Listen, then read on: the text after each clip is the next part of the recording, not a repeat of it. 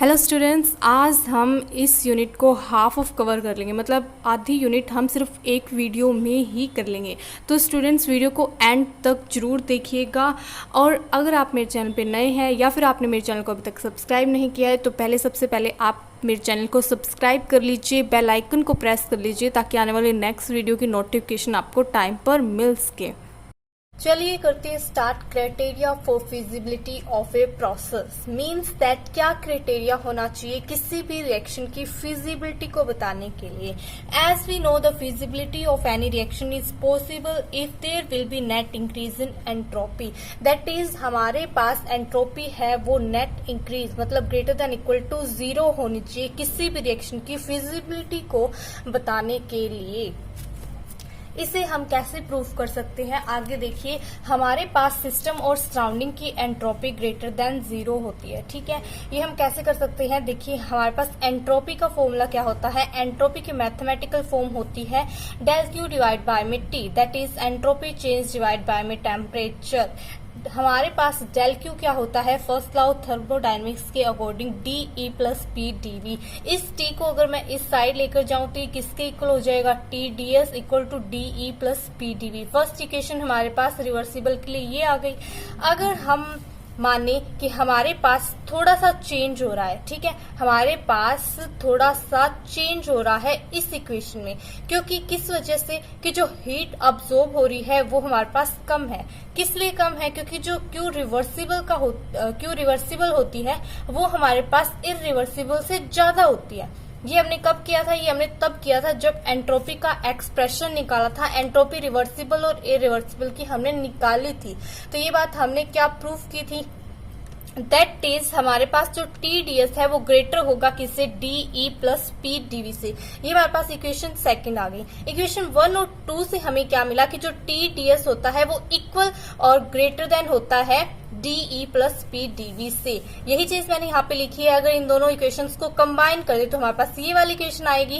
At constant volume और at constant volume और at constant internal energy पे अगर हम इसे देखें तो हमारे पास क्या होगा, डीवी इक्वल टू 0 और डीई इक्वल टू 0। हेंस हमारे पास जो टी डी एस है वो किसके इक्वल आ जाएगी, ग्रेटर देन इक्वल टू 0। अगर यहाँ से हम टेम्परेचर भी कांस्टेंट मान ले, मीन्स टेम्परेचर को हम अगर इस साइड ले आए तो हमारे पास टी एस किसके इक्वल होगा, एट कांस्टेंट इंटरनल एनर्जी और एट कांस्टेंट वॉल्यूम पे ग्रेटर देन इक्वल होगा 0 के।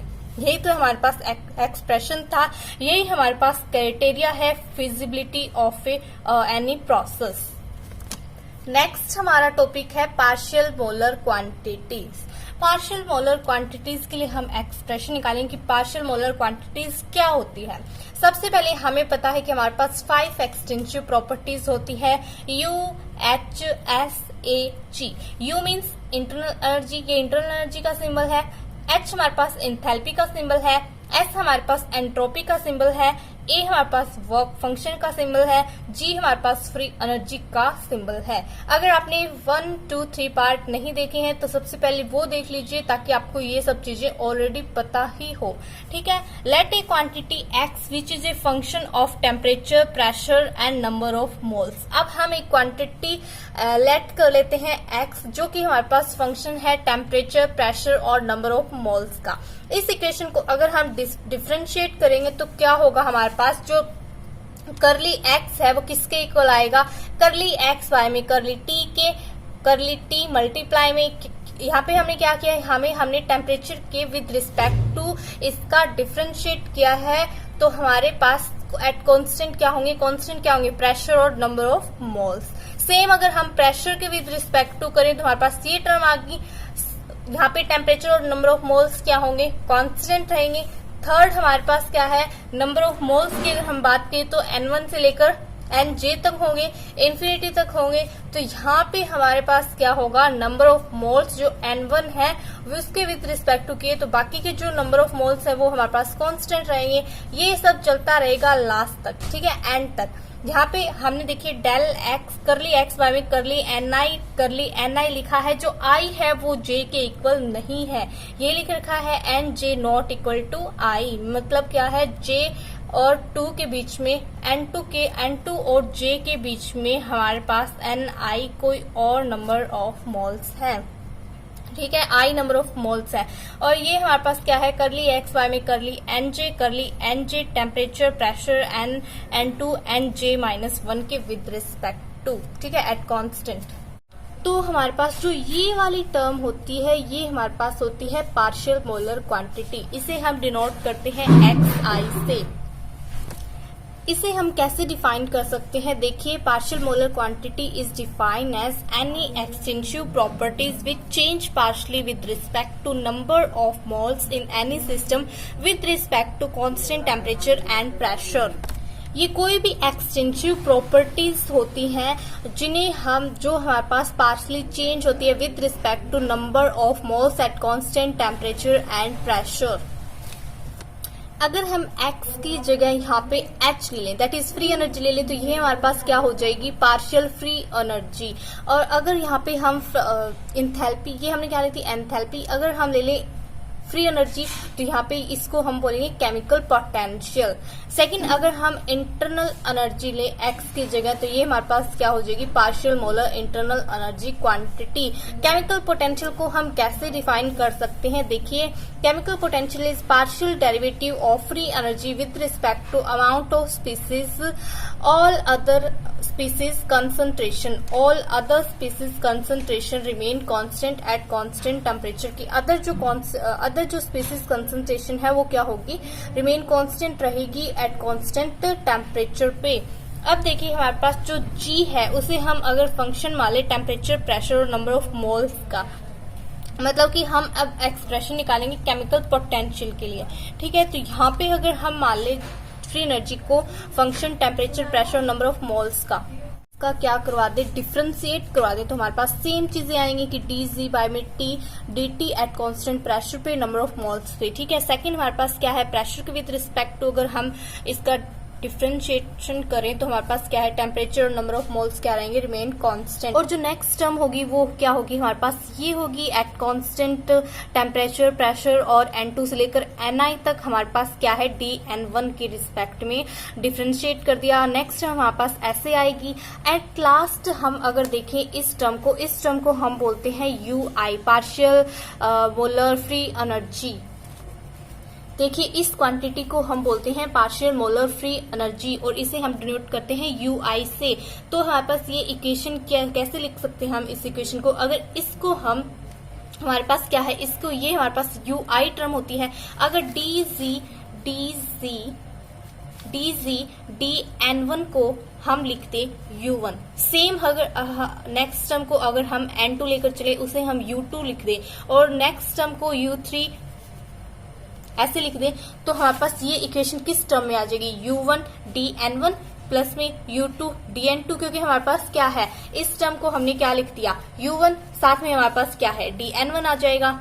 U2 जब हमने लिखा तो यहाँ पे साथ में dN2 आ जाएगा। ऐसे ऐसे करके ये हमारे पास कहाँ तक जाएगी, UI dNi तक। अगर हमें if the free energy evaluated at constant pressure and temperature, अगर हम देखें at constant pressure and temperature पे फ्री एनर्जी, तो ये वाली टर्म्स हमारे पास किसके इक्वल हो जाएगी, 0 के इक्वल हो जाएगी। तो ये वाली इक्वेशन किसके इक्वल आ गई, dz equal to U1 dN1 plus U2 dN2 plus में U3 dN3 प्लस में हमारे पास UI dNi एंड तक जाएगा। नेक्स्ट हमारे पास है गिब्स-थ्यूम इक्वेशन।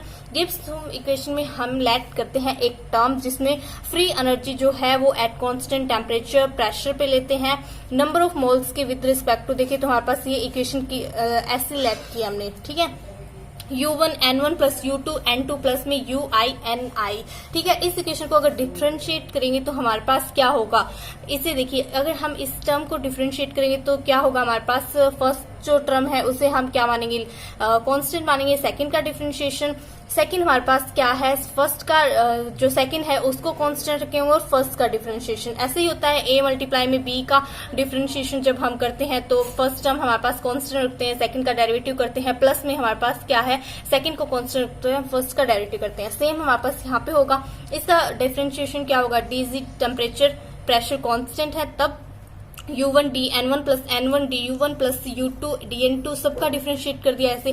अब जो U1 वाली टर्म्स है U1 U2 UI तक वाली टर्म है इनको हम अलग कर लेते हैं, और जो N1 वाली टर्म्स है N1 N2 N3 N4 N5 to Ni तक इनको हम अलग कर लेते हैं। ठीक है, अलग अलग करके लिख लिया। तो हमने अभी थोड़ी देर पहले ही ये वाली निकाली थी। ठीक है, ये वाली इक्वेशन निकाली थी। इस इक्वेशन में हमारे पास U1 U2 UI तक जा रही है। ये किसके इक्वल है? DZTP के। अगर हम इसको क्या पुट कर दें DZTP, तो हमारे पास ये वाली और ये वाली टर्म कैंसिल आउट हो जाएगी, और ये किसके इक्वल आ जाएगी? 0 के इक्वल आ जाएगी ये वाली कंप्लीट टर्म। देखिए नेक्स्ट यही लिख रखा है कि eight constant temperature and pressure पे हमें पता है ये वाली इक्वेशन होती है 10 हमारे पास जो इक्वेशन 1 है वो क्या हो जाएगी हमारे पास DZTP प्लस N1 DU1। ये हमारे पास ये वाली टर्म, ये इन टर्म्स को हमने ये वाली टर्म पुट कर दी तो ये वाली टर्म कैंसिल आउट होगी, हमारे पास क्या आ गई? ये वाली टर्म पूरी 0 के इक्वल आ गई। इसे हम समेशन में भी लिख सकते हैं कि summation I equal to 1 to I यही टर्म होती है। सेम ये हमारे पास होती है general form of Gibbs Duhem equation. ये होती है हमारे पास general form of Gibbs Duhem equation. अगर हम बाइनरी सिस्टम के लिए इसे देखें तो हमारे पास बाइनरी सिस्टम में 2 टर्म्स होती हैं, तो क्या होगी? N1 DU1 plus N2 DU2 equal to 0। यहाँ से अगर हम निकाल लें, यहाँ से हम इस टर्म को इस साइड ले आए, राइट हैंड साइड ले जाए तो माइनस N2 DU2 हो जाएगा। अब हम क्या है यहाँ से DU1 की वैल्यू निकालेंगे तो हमारे पास ये टर्म क्या शो करिए कि जो DU है वो डायरेक्टली प्रोपोर्शनल, इनवर्सली प्रोपोर्शनल है 1/N के। मतलब कि जो गिब्स-थॉम इक्वेशन है वो हमें रिलेशन देती है केमिकल पोटेंशियल का नंबर ऑफ मोल्स के साथ। लास्ट में यही लिख रखा है कि Gibbs Duhem equation describes relation between changes in chemical potential for components in a thermodynamic system. Next हमारा टॉपिक है variation of chemical potential with temperature and pressure. अब हम वेरिएशन देखेंगे केमिकल पोटेंशियल का टेम्परेचर एंड प्रेशर के साथ। हमने 2 equation निकाली थी, डीसी टेम्परेचर प्रेशर कांस्टेंट हो तो हमारे पास ये वाली इक्वेशन होती है, और हमारे पास जो नॉर्मल इक्वेशन थी वो थी ये वाली।